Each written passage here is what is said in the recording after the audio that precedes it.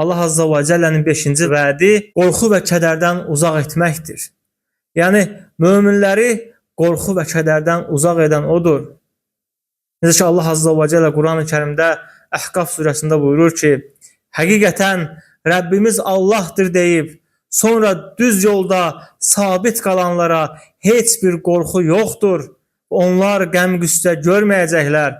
Həqiqətən sən desən ki, mənim Rəbbim Allahdır, sonra istiqamədə olsan, doğru yolda olsan, sırat-ı müstaqimdə olsan, Allah buyurur ki, onlara nə qorxu vardır, nə də qəm-qüssə vardır.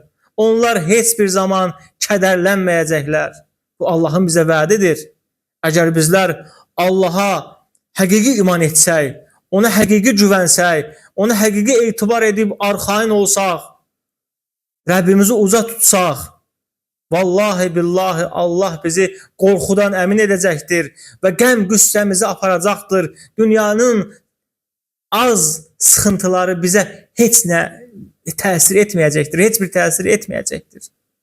Həmçinin Allahın qullarına əbədi cənnət vəd etməsi. Aləmlərin Rəbbi olan Allah Azza və Cəllə mömin qullarına əbədi cənnət vəd edir, əbədi xoşbəxtçilik, əbədi saadət vəd edir.